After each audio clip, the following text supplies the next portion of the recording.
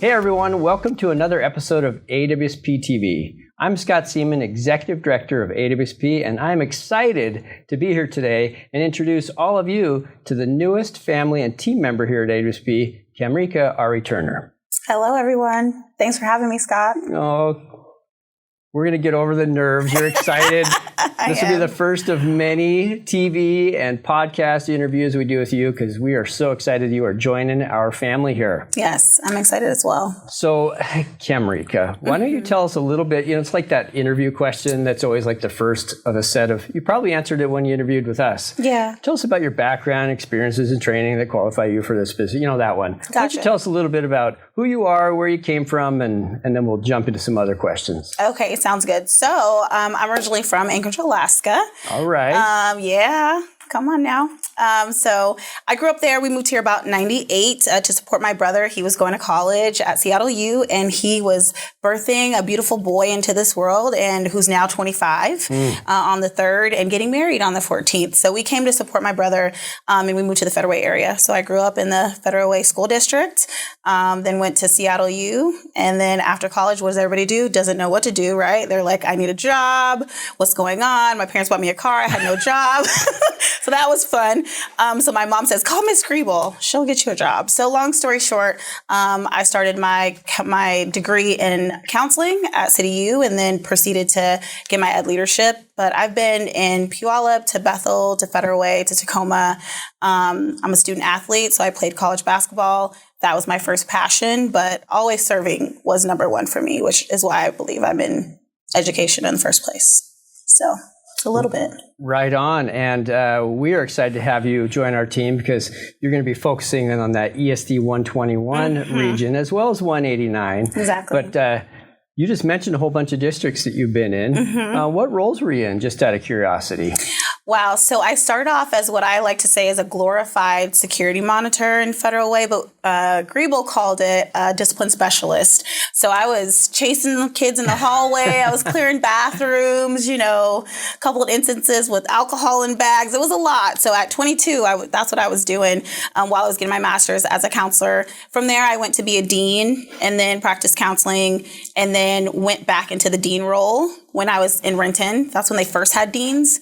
And then when they first had associate administrators in Bethel, I got called to do that work and then became an assistant principal in Puyallup for the first time. So that's been my role. I've always been, majority of it's been high school, about 3 years at the middle level, which was very interesting and fun, but I prefer high school. Definitely. Yeah. 6th and 7th graders and 6th graders, because it was 6 to 8. I say they like to cry. They like to touch, and they tell lies, and it comes in order. Like they'll cry, and then they'll lie. It's touch, cry. On any given moment. Yep, any given moment. So, do you remember that moment when the light went off for you that school leadership is your why, and like this is what I want to do, and I see the impact? Do you remember that moment, or a particular role or event when that light went on for you? I would say it was when I was a dean in the Renton School District, and I just wanted to make a greater impact than what I was able to in my dean role, even though I had a lot of opportunity within that role. But it definitely was wanting to make sure students could see a person of color and a woman of color at assistant principal level. And really, it's always about who's tapping you on the shoulder, right? So I had a great group of women who were tapping me like, okay, like you're wasting your time. It's time to take it to the next level so that you can make a greater impact on more kids. So definitely, I think that role was the role I was like, okay, I go back to school, get serious. So. Right on. And here you are. So those people tapped you on the shoulder for a good reason, because now you're sitting in this incredible position as far as the opportunity to influence the whole system. So when you think about back in that classroom that day, wondering, gosh, how do we impact the greater system? So I'm going to be a dean or assistant principal. And now you're at AWSP. Why don't you tell your version of how you ended up here? Yeah, so I really was struggling with my why. 3 years as an assistant principal during the pandemic, 10 years of being an assistant principal and a leader, 14 years in education, and I was struggling. Kids were hurting, teachers were hurting. I mean, this is what our leaders are going through right now. And I just needed something bigger to grasp onto to remember why I'm in the work. And to get that hope back, I guess. And so I emailed you because I was like, I need to get on some sort of committee of some sort. And so I think I inquired about the Equity Advisory Council and the Professional Development Committee. And so that's kind of how that started. That's how the phone call started. Yeah, a nice Zoom. And then I remember having this wonderful conversation with you and then getting off the Zoom and saying to myself, I think we have our newest teammate potentially, because I'm sitting in this role because somebody a long time ago tapped me on the shoulder and said, you should go into leadership. Somebody eventually tapped me on the shoulder and says, you should go serve on the high school leadership committee for AWSP. Right. I didn't even know what AWSP was, but I got a nudge from somebody to go do that. And here I am. You got a nudge and here you are. Yeah. So how's this transition been for you when you think about going from building level work to July 1st? We didn't hand you a set of keys because you're remote. Yeah. You're all over the place. There's no building. We handed you a set of responsibilities. How's that transition been going from being in the building with what the normal fall kickoff's been to starting this job with us on July 1st? Because we crank all summer long. We did. So it was immediately, school closes down and it's Summer Institute. I think that next weekend or that next week, I still have a lot of unlearning to do, right? Because I've been doing this for 14 years. Twitch when the bell rings? Yeah. Shouldn't I be out in the hallway? Something should be happening and it's quiet in my place and, it's just me and the computer and calls. And so I think it's just unlearning that I don't need to live in that level of stress right now. I can be creative and tap into other, parts of my brain that maybe haven't been in use for a long time. But I'm loving the family connection that we have at our organization. I love being able to impact at a greater level. You always tell me, we're at a different place. You're in a different venue. You're around different folks to make a better impact. And I get surprised still each time. So I'm in rooms with people that, have influence on what happens with our kids and our leaders. And I'm like, oh, Scott was telling the truth. Okay, let me pay attention. Let me, engage more. So that's been the biggest shift. But for the most part, like being able to do professional development with the mentoring that I did with Gina and then, supporting as much as I can with the pro learning with Jack and Scott and jumping in. And I'm loving it. I'm loving it. And just going to visit people. Like I just came from Renton visiting principals and assistant principals and just seeing how people are doing. And it's been great. Right on. So several years ago at AWSP, we kind of changed our model of how we support principals by putting directors in different regions of the state. We now have 2 on the east side of the state, which is awesome for our 509ers that if they need some AWSP love and they make a phone call, they literally could have somebody at their school doorstep in a short amount of time.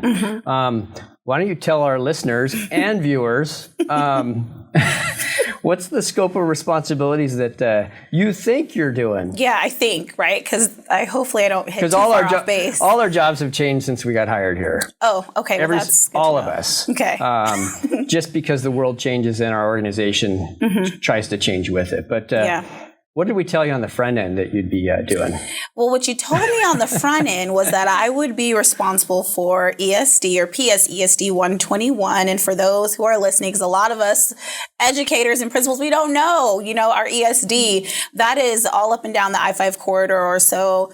What is the bottom? I think it's Steilacoom is the furthest, and I may be wrong, and then all the way up to Everett. Ish. And then 189 goes all the way past Blaine. So I'm covering Northwest ESD and the PSESD. So that's what you told me. And supporting member calls, right? Just helping leaders who are struggling or who have questions about anything. It could be from a discipline situation. It could be from a contract question, or, maybe they need some help navigating through some tough times. So that's what you told me. Yeah, and so far you've been doing that. But I also heard you've been in Spokane and Yakima and maybe Tri-Cities, which is awesome because it is state level work. But hopefully our members know that if they're in 121 and 189, that you're a phone call away. Yes, which please. Literally, you're a phone call away because you live kind of on the north side of Seattle. I do. So I can get pretty much quickly to either ESD 189 and 121, which I have. I mean, I was in Shoreline, and that was 13 minutes away. Seattle is less than that, so it's great. Yeah, and you and I were up in Anacortes early. Was it earlier this week? I don't know. It's all that blurred was together. Last week. Okay, it was last week. Yeah, that was Friday, but it was beautiful. Great place. If you haven't been, go. Okay.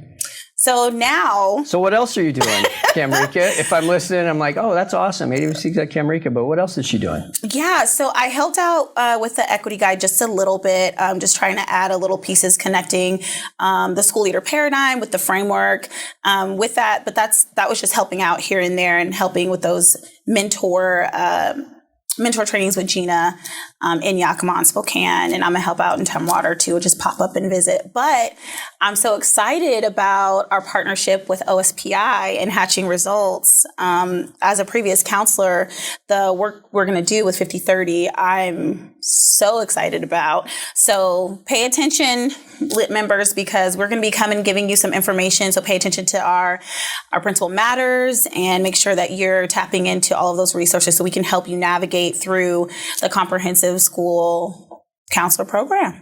Yeah, because I think there's some misperceptions out there or just some nasty rumors floating around about what's coming. Yes, and stress. For those listening about 5030, do you want to just give a quick overview of what exactly 5030 means for them and how we might be rallying around them? Because I think that's important for them to know that we're at the table in discussions about what the school leadership team is doing together to support students. Yes, so 5030 is all about making sure that the whole child gets access to everything within the school building and outside and post-secondary opportunities. So are we taking a comprehensive look at the whole student to make sure that they have all the access and there's no barriers? And so that has a lot to do with working with our counselors to see what does the role of the counselor look like and making sure our leaders know what that looks like. And I can speak at being in both positions, right? There's times where principals or like an assistant principal are like, what do our counselors do? And counselors, what do our leaders do? And so now it's about let's collaborate. Let's be on the same page. Let's develop a plan. Let's take a comprehensive examination of our school counseling program. But most importantly, I want our members to know is we have to work together. So your counselors should be, sitting at your leadership tables in some of those conversations when we're talking about the master schedule, when we're talking about the load and increase in our 504s over the last 3 years. 504s, testing, the master schedule. Yes, so those are topics. The big three. Yeah. We say that is the big three. So our hope is also, and to know, there's a national model for what a counselor should and needs to be doing and how their work is divided. And so really we're going to be making sure that our leaders have access to understanding what that looks like for them on a day-to-day, month-to-month, weekly basis with their counselors as a leader. And our members should feel great that they have a representative that's there sharing principal voice, but also with your counselor experience, I think is awesome. So super excited that you're leading that work. What else are you excited about leading? I'm really excited about leading our Leaders of Color Network, which I'm floating back and forth with saying LockNet all the time, but I think it sounds pretty good. LockNet. LockNet. So our Leaders of Color Network really is kind of a passion that I had spoken to you about. And it's kind of both professional development and resource and access, but really about getting our leaders of color seats at the table and voices more loud in regards to it comes to our organization. So having their voice at GLLCs, making sure they're a representative, making sure that they're showing up at conferences, seeing what they need, in order to make sure that we sustain them, because we know, and Gina talks about this all the time, is most of our leaders of color are sitting in that assistant principal seat. And so how do we make sure that they know AWSP is here to support you, to help you grow, and they need to have a voice. So it's going to be about... I know you've heard me say this already, but I'll say it again so it's on record, video and audio. Okay. That wouldn't it be great that an assistant principal out there listening right now is our future board president? Absolutely. Because you don't have to be a principal. No. You can be an assistant principal, which is just as important in the system. Yes. And you're just a phone call or email away about how to get involved in the organization. There's so many ways to do it. So awesome. Keep going. Absolutely. Well, and a part of that is just as we're all hurting, my goal for the LockNet is that, there's a safe space for leaders of color to come to and talk to one another, network, heal, and support and grow and sustain. So we will make sure they know about our resources so they can flourish, but also having those connections across the state are important. That's awesome. Yeah. So have we hit all of the responsibilities on that checklist? I mean, I'll be dipping in a little bit of supporting WELL, right? So we have our WELL conference coming. Women in Education, Leading and Learning. Yes, and Aaron Jones is our keynote speaker this year, so we're super excited about that. And then we have our assistant principals summit that we have coming up. Jack and I are beginning that planning. I'm really wanting to, as an assistant principal for 10 years, I really want to make sure that if this is not the first year goal, it'll be year 5 or what have you, to make sure that I'm piping in on that as well. Yeah, I'm excited to have you join us in that journey of trying to change the narrative that if you're an assistant principal and you're not growing to be a principal, then you must not be effective. Yeah, I can't stand that. Yeah. We have amazing lifelong APs that's their jam, and our kids need them. So why is our system sending a different message? I don't know. So I'm excited to have your voice in helping me change that narrative because it drives me crazy. I'm excited about that too, because I think there's also this assumption that somebody else is supposed to grow those leaders, but it's like, who's growing them? Yeah. So we're just kind of sitting there and grinding, and it's a lot of hurt that comes with that, as a leader, as an assistant principal. You get a lot of the nasty stuff. Oh, yeah. So they need to get some love. If I could go back in the system, I'd go back to being a high school AP or a middle level AP in 2 seconds. Yep. I never did elementary, so I'm not dissing the elementary folks out there, I promise. The middle scare me a little bit. They scare me. I'm not going to lie, they scare me too. I could do the middle or high school AP role. Definitely. Best job in the world, I think. Yeah, definitely. Because you get to be with kids. Yes. And less time with the adults. Yeah. Yeah. A little less time. Okay. Yeah. So here you are.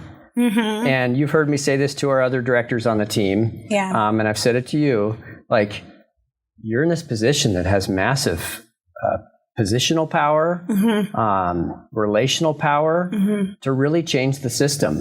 Yeah. I used to sit back as a high school principal and say, who in the heck is making these decisions? Like, really? Like, is this what's best for kids? Yeah. And you said it earlier. You now find yourself in the room or in the same space with people who do make these decisions. Yeah. So in 5 years of you rocking this state, what do you hope to look back and say, yep, I shaped that, or I even influenced that, or I changed that, or the system looks different because I did that? And as leaders, we're so supposed to not say I, we're supposed to say we in shared leadership, but there's a lot of power behind the position that you're in. And what do you hope to see if you look in the rearview mirror 5 years from now? Definitely, I think the most important thing is that I have good relationships with people. Like, relationships is going to be my number one thing, because you won't be able to get far without that. Sounds a lot like the school leader paradigm culture domain. But anyway, keep going. It does. Good plug. Make sure you have that book. If you don't have it, go get it now. Sorry, but you teed that up perfectly. I couldn't resist it. No problem. So definitely just building relationships across the state, making sure I'm visible. That's something that's super important to me. So getting out into buildings. But if I look back, I want people to say that Kamrica showed up in my building. I want the Leaders of Color Network to be flourishing without me having to really facilitate that. We have leaders stepping into roles that want to help that grow, and they're building their own networks within each other. And we have a diverse body of folks on our GLLCs and on our board. I mean, that would be, if I'm able to help influence that, I'd be so proud. In addition to that, I would love to have a Leaders of Color conference where it's led by Leaders of Color and they're able to to, show their talents and love on each other and grow and provide professional development. And then, if I'm able to shift something small in the world of 50-30 and, people are looking at counselors and the school counseling program as something different than what they thought it was, and people's shoulders can kind of relax, and it's more of this team. I'm all about team as an athlete. So if I'm able to shift that, and if I can help grow our members showing up, that's just going to be, more members coming to summer conference, more members coming to Bell and launching and aspiring. Right now, we know we're in a crisis. And so if the things that I'm supporting within the organization is helping either keep or grow leaders to help children, I mean, that's going to be the number one. I don't know how I can, pull that data, but if I'm a part of that growth as a team, that's going to be way more exciting for me than anything. Yeah, the impact of your leadership will be visible because I've already seen what you've done in just the first few months. So stand back. And you said it earlier when you said, I'm at home and things are quiet. Yeah, that's the time where you get to dream big and say, what if, and can't we do this, and why not? And push on the system. So I'm excited. I would add to, even with Roz yesterday evening, and with Roz, our advocacy director, for those of you that don't know.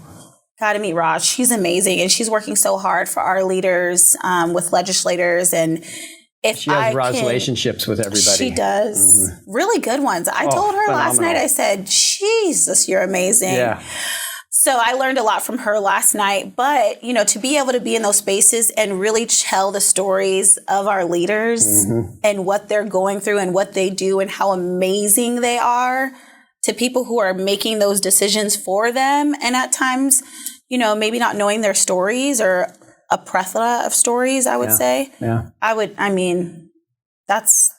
That'll be good. We push that out to our members all the time. Share your stories with us. Yeah. Pick up the phone, email us, text us, whatever it is, because their stories matter.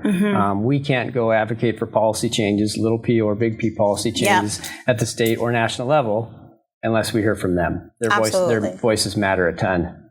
It does. And I think a lot of times, what do we have, that hourglass video? I think every community member needs to watch that video to understand the Now true... you're doing a shameless plug, which I think is genius. Hourglass video, watch it. Watch it. It tells the story of the school leader. Yeah. And I think, we went through this phase of, pre-pandemic, everybody loved educators, and or not pre-pandemic, but right as the pandemic was happening, everybody fell in love with teachers and, oh my God, thank you for what you do with our kids and educators. And then now we're back on this during COVID. You have to let my child, there's a lot of misunderstandings, and it's a tough space. It's a tough space to navigate, and we love your children, which is why we're in it. So we just need to learn how to play friendly in the sandbox. That's the elementary thing that I learned, Nice. Play nice in the sandbox. So we have to learn how to do that together. So, yeah. All right, ready for a big question? I am. Okay, and I didn't tell you this one was coming, so let's see where it takes us, right? Okay. Can you tell our viewers and listeners your favorite kid story? Ooh. You, and I like to say this to principals all the time in professional learning events, you changed lives. Can you highlight a time where you changed or saved a student's life? Do you have a particular student that comes into mind? Oh, there's a lot of students that come to mind. And you don't have to say their name to keep the privacy out there, but... For sure. I think there's several, and if I show this to a couple of students who I still have relationships, they're going to be like, Miss AT, why didn't you tell my story? So I'm going to say sorry right now. Well, you can keep it general, too. I think for me, it was a student at a middle level, and she was an Afro-Latina, and she had just come from Honduras, and she did not understand her beauty and her power. So she could speak English and Spanish, and she thought it was a deficit. So when I explained to her that you have what most people don't by being able to speak two languages, that is an asset, not a deficit, and that you have best of the both worlds that people are trying to navigate through, right? As we grow and become so diverse as a country, I don't have that. I told her, I'm a grown woman. I can't speak Spanish. Like, you have an asset that I don't have. You have a skill I don't have. Yeah. You use that. Mm-hmm. And her eyes. I bet the lights just went on. Oh, her eyes just lit up, and she was like, I never thought about it like that. And this is a 7th grade girl who was just trying to fit in a different country, and and being an Afro-Latino with the thicker texture hair, it's a different way to navigate. So I think when I saw her eyes shift and she realized how special that was one of my greatest moments as a leader. Wow. Yeah. And that is the power of adults who truly build authentic relationships with kids. Mm-hmm. Mm-hmm. Right on. I can see the smile on your face. It takes you back to that moment, which I think is so cool. I remember her name and everything. I can see her face right now. And I hope she's well. She should be in high school. Yeah, well, right now she's putting the pieces together and is upset with Miss AT. So, same kind of question. And I love asking anybody this question. Yeah. Strangers. I've asked the governor. I've asked some celebrities. I just love this question because we always hear people talk about their favorite teacher. Yes. But I'm surprised by the looks on some people's faces when I say, hey, who's your favorite principal? Because it's not something we talk about as much. And I think it should be the thing we're talking about all the time. Yeah. Because principals set the tone for an entire, and believe me, assistant principals, I'm talking about you too. So when I say principals, I'm saying principals and assistant principals. Yes. They set the tone for an entire school, the climate and the culture. Yes. They keep the systems moving to support that culture. So if I asked you, and I'm stalling to give you plenty of time to think, Kamrica, yes, who was your favorite principal and why? What would you say? That word favorite is a little, Okay, one of your most favorite. Because a lot of principals that I had are currently still principals. And so I love everybody. I just want everybody to know that. First, I have to say the first principal I really knew and understood that was a principal was Margot Bellamy, Christina Bellamy's mother, who is now the board president in Anchorage, Alaska. So the first principal I understood was a Black woman, which was like, whoa, for me. Yeah. But the person who really, I think, grew me and supported me the most early on, everybody, just want to be clear, Lisa Griebel, hands down.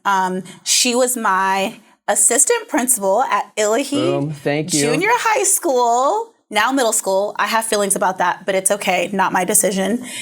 And she just took care of me. She checked me when I needed to get checked because I got a little sassy. But she also put me in leadership positions throughout the school. And then when I came out of college, my mom said, call Miss Griebel. She'll know how to help you. My mom calls her the boss, the lady boss. And I ran into her at summer conference. So we have a picture and she has her hand on her hip. It's the best. But she was a counselor, assistant principal to principal. So I have the same journey as she did. So she showed me different ways to navigate through leadership. And she gave me opportunity, took me to Avid for the first time. And that just blew me away. Best conference, hands down. I'm waiting for something to top it besides AWSP summer conference. No, you're good. So I'm going to have to go with Griebel. She's fearless. She has changed so many people's lives and shaped so many leaders. I can name probably 5 leaders right now who are underneath her, and that's not even giving her enough credit. Yeah. That's awesome. She's still out there. She's amazing. She's in Ocean Shores. And you just said hello to her. I did. Hey, Griebel. Love you. Right on. Well, to me, that's our why. I believe that every student deserves the best principal in the world. Yes. And look at the influence of what an amazing principal does in the lives of the entire school community. That's students, staff, faculty, and the community. Yep. So, and I think you're a great testament to that. Thank you. So here you are. Here I am. So if I'm listening right now and I live in 121 and 189, or I'm just somewhere in the state and I want to meet you, how do I get a hold of you? Well, I don't have my Ring Central number memorized. That's okay. Your email's probably going to work. Yes, you can email me at Kamrica at AWSP.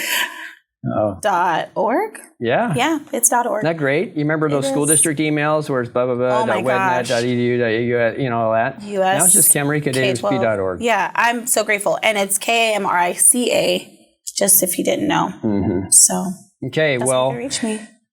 How painful was this? Come on. Oh, it wasn't bad. It wasn't bad. I don't think I've pitted out. Okay, so you're good. So I'm fine. Yeah, we made it.